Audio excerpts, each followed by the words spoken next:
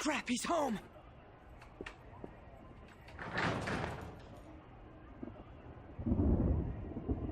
Who the hell are you? Don't move! You hear me? I'm so sorry, sis!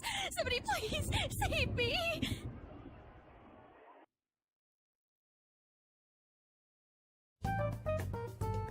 You? What are you doing in my house? You're... Oh, good evening, sir. We didn't mean to intrude. Nijima-san. Wait, are you two dating? We're just friends. Friends nowadays get that close to each other?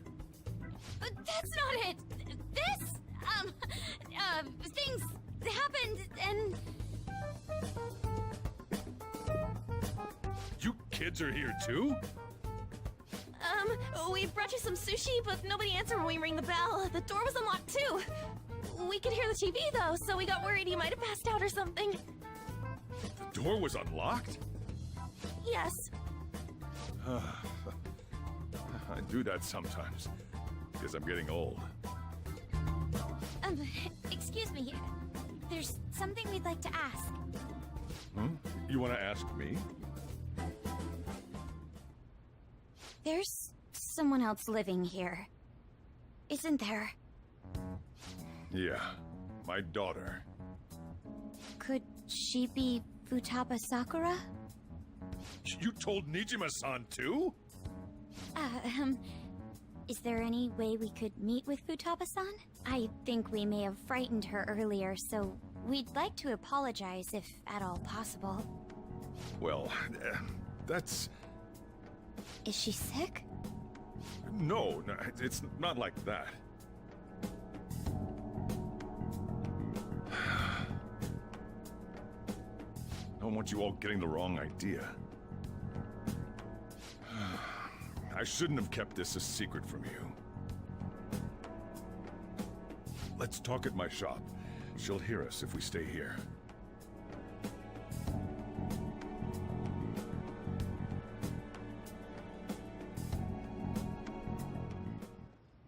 Now, where do I start? Futaba's mother and I knew each other long before Futaba was born. Her mother was a bit of a weird one, but we got along well for some reason. She was sharp-witted, somewhat stern, a little socially inept, but always carefree. She truly was a great woman. I see. When something piqued her interest, that'd be all she focused on. She always worked deep into the night. I thought that'd change after her kid was born. But having Futaba didn't do much. Even with that, she always took good care of her. Working and watching over a child at the same time sounds rough. I guess raising Futaba alone turned out to be tough on her in more ways than one. There wasn't a father. Do you mean... Well, there probably was one. I didn't know him, though. She never said a word about him either. She was single when she gave birth to Futaba, and single when she raised her. They were an ordinary, loving family. You could really tell how much she cared for Futaba. But one day, she left, leaving Futaba behind.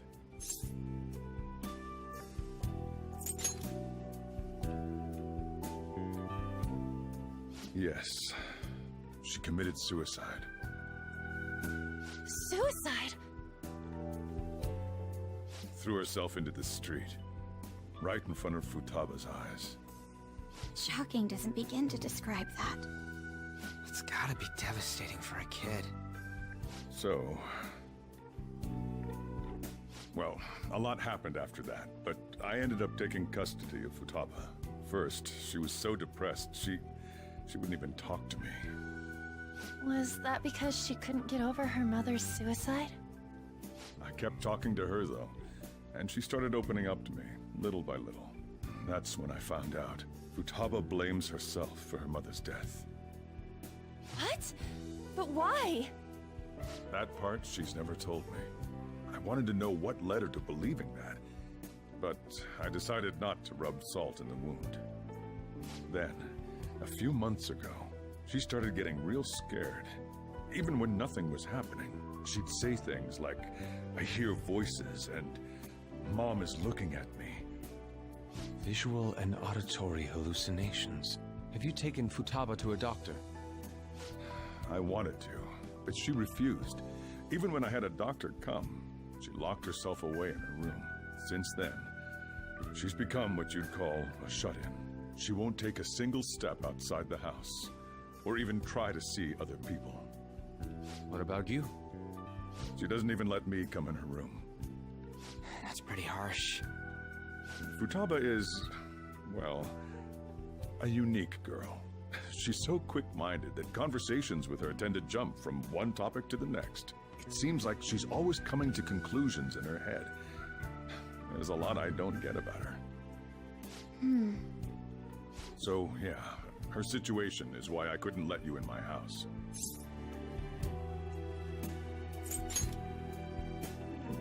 What Futaba needs is a safe place where nobody will threaten her. Somewhere she can be at ease. That's why I won't do anything she doesn't want. I don't make her do anything she's unwilling to, either.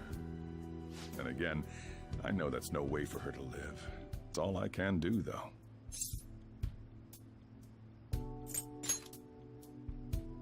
What I desire, huh?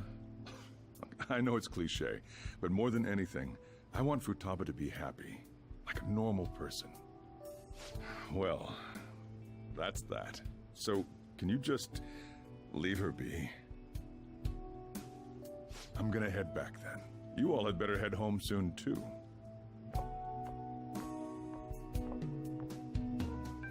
I feel awful for prying into his personal affairs. No way in hell he's abusing her. The reason why Futaba wants her heart stolen must be related to what happened to her mother. So she'd like to discard her feelings of pain, but can't do anything about it herself. Will changing her heart really help her, though? If we can help her, we may be able to stand up to Medjed.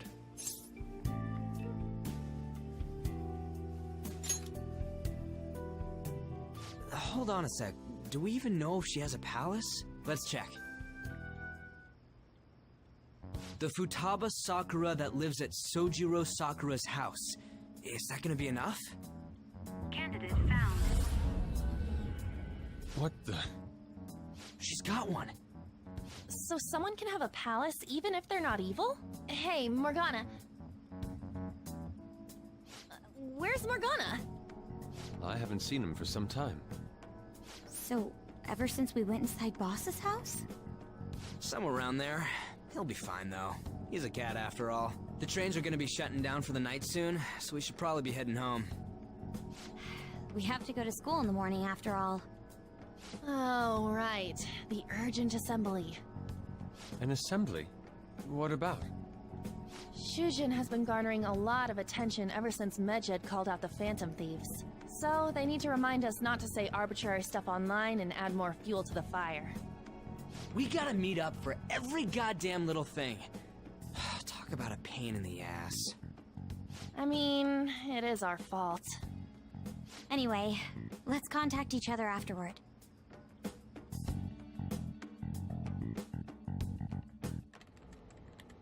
No way in hell he's abusing her. The reason why Futaba wants her heart stolen must be related to what happened to her mother. So she'd like to discard her feelings of pain, but can't do anything about it herself. Will changing her heart really help her, though? If we can help her, we may be able to stand up to Medjed. Hold on a sec. Do we even know if she has a palace? Let's check. The Futaba Sakura that lives at Sojiro Sakura's house. Is that gonna be enough? What the? She's got one. So someone can have a palace even if they're not evil? Hey, Morgana.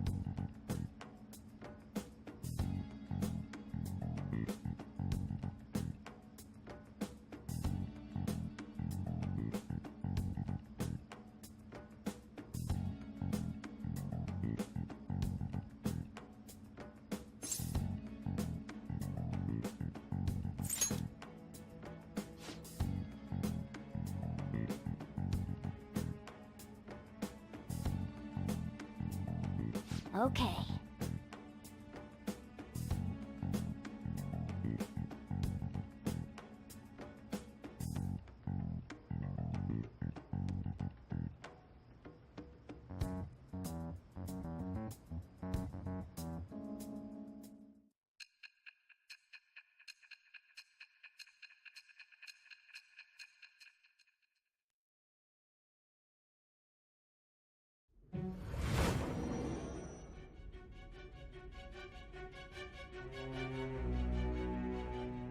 Futaba Sakura?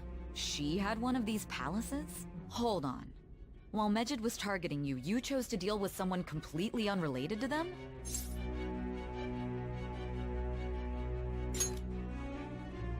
Then how was Mejid... What you said about the Sakura family generally falls in line with our investigation. It appears you aren't feeding us a false testimony.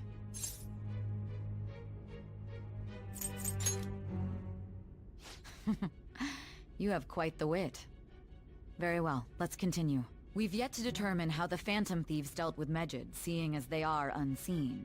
If you tell me something coherent, I may be a little more willing to believe you.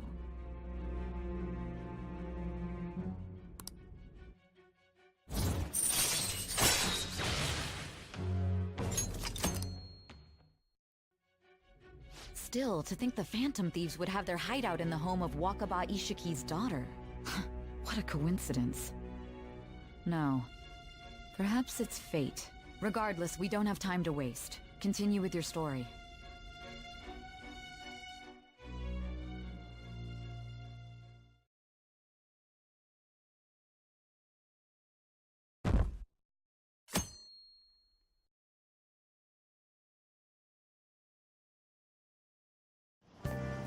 Seriously?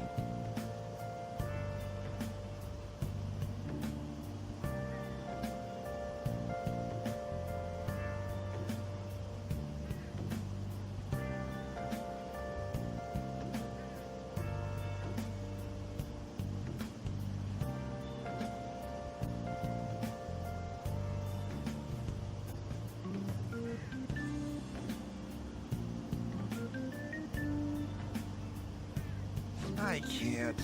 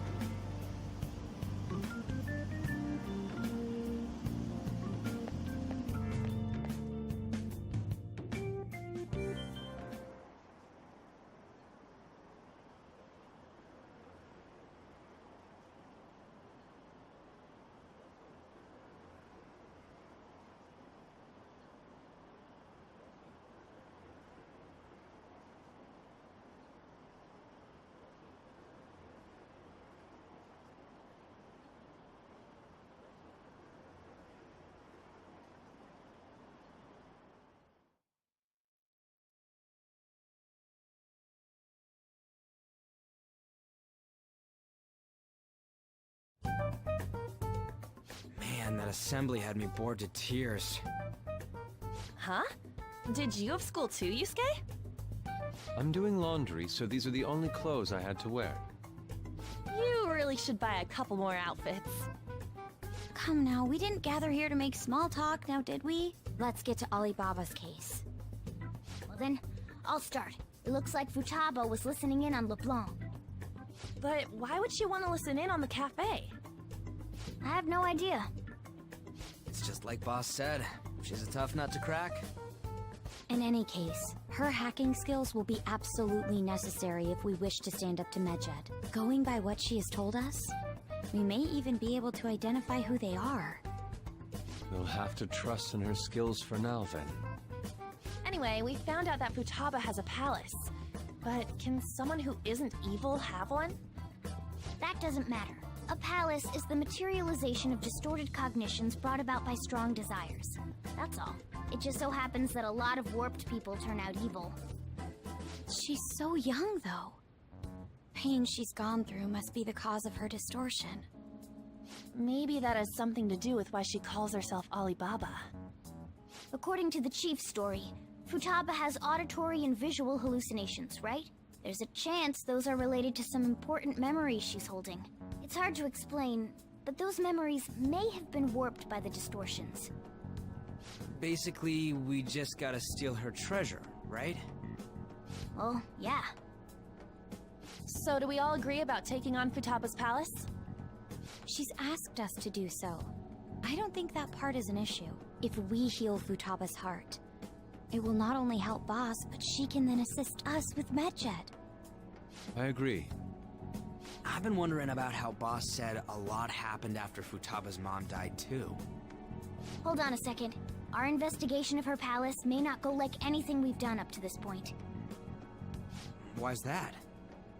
Having an individual ask you to steal their heart is an extremely irregular case. There's no telling what the palace ruler's disposition will be like, or the distortion that'll be there. We may run into some unforeseen situations. Do you still want to go in? Alright. Let's just make sure we're cautious. Well, let's get cracking on those keywords, huh? The ones we have at the moment are Futaba Sakura and Sojiro Sakura's house. We got the who and the where, so all that's left is the what, right? Let us try going to their house first. Boss is busy running the cafe, isn't he? We should make sure he doesn't suspect anything. Important memories, huh? I'll be able to remember everything if I turn back into a human, right? That has to be the case. I definitely want this mission to succeed. If we can retrieve Futaba's memories, then I bet we can get mine back too. In any case, it's not every day you stumble upon a hacker like her around. You really do have a gift, don't you?